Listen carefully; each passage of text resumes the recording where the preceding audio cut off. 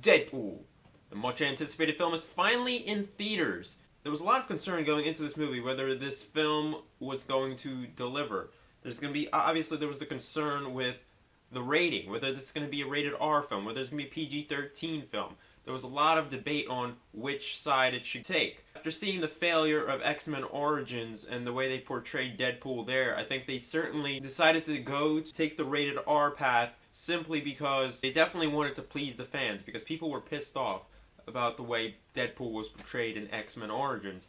And they certainly, if they were to stay PG-13, they might as well have taken the thread and needle and just sewn Deadpool's mouth shut, because everything that'd be coming out of his mouth would have to be censored then. It's going to please the comic book fans, and it's going to give them more freedom to do pretty much whatever they want. And following the success of Kick-Ass and Dredd, both rated R films, I think that was just the icing on the top for them to say, you know what, let's go in this direction and diverge as far as possible from X-Men Origins, because we don't want to go anywhere near that. Sure, that's going to piss people off that, it's not PG-13, it's rated R, not everyone's going to be able to see it, but those who can see it are just going to appreciate it that much more, because it's not going to be a conservative film. It's going to stay true to the comic books. And if you think about it, this movie had to be rated R. If you've read the comic books, you know that this movie had to be rated R. Some of the later Deadpool comics, they get really dark and almost, Deadpool almost gets like psychologically crazy. So if they were to make more of these movies, they couldn't possibly stay PG-13. And I don't think that they would ever do like, oh, let's make the first movie PG-13 and then the sequel, let's make it rated R. They would never do something that would piss even more people off. Everyone at this point had forgotten about Deadpool. No one was even expecting there to be a new Deadpool. No one ever thought it was going to be made. After X-Men Origins, Deadpool kind of fell off the radar, and it wasn't until recently that Deadpool kind of came back. This has much to do with the ad campaigns and the trailers and the Super Bowl commercials that we saw. They did a really great job promoting this film, definitely getting people excited to go see the movie. As I mentioned, one of my concerns was definitely going to be whether this film should have been PG-13, whether it should have been rated R. It wouldn't have been as effective as a PG-13 film. I wish that they took the money that they used to promote it, instead of using that money to promote the film, add that money to actually the film budget, because this is a very low budgeted film. For a superhero movie, it's a really low budgeted film. $50 million budget. If you look at other movies that you would expect to have like similar budgets, you have movies like Spider-Man, the original Spider-Man with Tobey Maguire, $139 million budget. You look at Captain America, the First Avenger, $149 million budget. Heck, you can look at Daredevil. The budget for Daredevil with Ben Affleck is $75 million. So there's really no reason why this movie should be less than the budget of Daredevil. The budget definitely needed to be bigger for this movie, because and it's noticeable. We only have like really two big action sequences in the movie, in the beginning and then towards the end. We really don't have anything in the middle.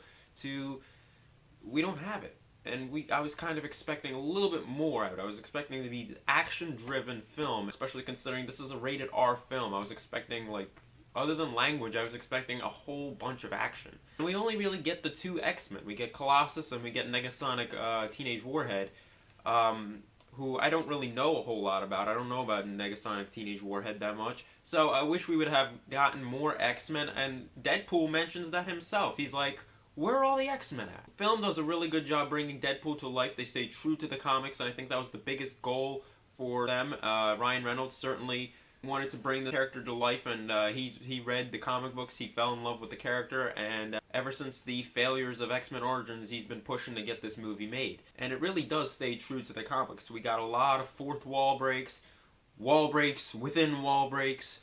It's pretty crazy. They might have done a little bit too many references to like movies, making fun of movies and actors. They might have done one too many, but it was still pretty funny.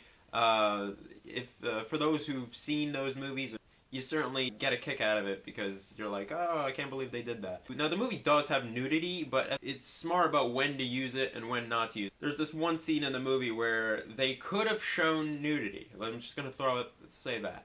But they chose to be classy and not go in that direction. There's a lot of crude humor in the film, but there's a lot of smart humor as well. And one of the second things that I was concerned about going into this movie was how seriously I was going to take it. Because if you look at all the trailers, there's a lot of humor, and you think, well, how am I going to take this movie serious? Because this is the origin story of Deadpool, how he became Deadpool. It's got to get serious at some point. So this comedy, is it going to smother the movie? It did not smother. It was evenly distributed throughout the movie. Sometimes they went a little bit too far, but otherwise I didn't think they overdid it. Definitely the movie did get serious at times. I thought they did a great job introducing the villain and not just throwing him in there and saying, this is the villain, hate him. You generally do hate the villain Ajax in the movie for what he does to Deadpool, and you kind of want to sock him in the face. Plus, if you saw Transporter refueled, you really want to sock him in the face. The acting is pretty good. I mean, usually superhero movies, you're like, well, we're not going to have super top-notch acting, but here we got pretty decent acting. We have a pretty nice supporting cast as well. Morena Baccarin from Homeland and Gotham is in this, plays Jessica, Deadpool's girl. It's funny because if you go Google Deadpool, Morena Baccarin's character is Copycat. But she's not really Copycat in the movie. She doesn't have any special powers, anything. So, thought that was interesting. Maybe she'll get superpowers in the sequel, which has already been confirmed. But other supporting casts that were good were T.J. Miller from Silicon Valley. He was a good fit for the film. It definitely added some comic relief to the movie. So I would say that the film was very well done. The script was great. The acting was good. It did what it needed to set up the story. This is an origin story. We needed to have a good Deadpool movie. And not just a good Deadpool movie, a Deadpool movie that stayed true to the comics and didn't start tweaking characters. I think Colossus was a great addition to the film. I think on all accounts it delivered. There was not a moment in the movie where I thought, you know, this part's terrible, this part's boring, this needs to be left out. Sure, we had a couple of crude jokes that may not have probably maybe shouldn't have been thrown in there. Overall, they did a really good job bringing this story to life, getting a good Deadpool movie for us, because that was key. We needed a good Deadpool movie. Another character that wasn't doing us justice was Gambit, and Gambit, from what I'm hearing, is coming out this year as well. Channing Tatum, hopefully he does a great job as well. So we're slowly taking really shitty movies and we're making them better. So X-Men The Last Stand is now gone. We have X-Men Days of Future Past. We got rid of the old Deadpool. We got a new great kick-ass Deadpool. And Gambit might be joining this list as well. So in summary, I really enjoyed Deadpool. I don't think there was anything really wrong with it. I wish the budget was bigger. They would have had more things happening. Otherwise, we only had those two big action sequences. Maybe a bigger cast. I know the movie was centered around Deadpool. We couldn't have a whole bunch of X-Men. It would have been too overwhelming. Maybe in future films the budget will be bigger, which I'm assuming it should. I mean, I know that some movies, the first film has a bigger budget, and then the second film, the budget just drops, like Ghost Rider. But hopefully, I'm assuming that the budget's going to get bigger, at least $75 million. I mean, come on.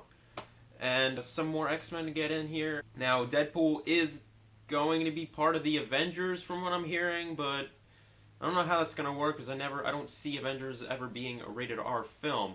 That's why I was more excited to see an X-Force film with Deadpool in there, because that's a one-time thing that they could do. They can make a rated R film for that. But we'll see if that happens. It's rumored to be in development right now. Either way, we're going to get a sequel. Otherwise, this film was really great. I think anyone who enjoys comic book series definitely needs to go see this movie. And it's February. There's not really like a whole lot of good movies out right now. So definitely go check it out, because this is the best movie of February. I doubt that we're going to get anything else in the remainder of February that's going to be that you really have to check out. So definitely go check this film out. I enjoyed it. So therefore, I'm going to give Deadpool a B+.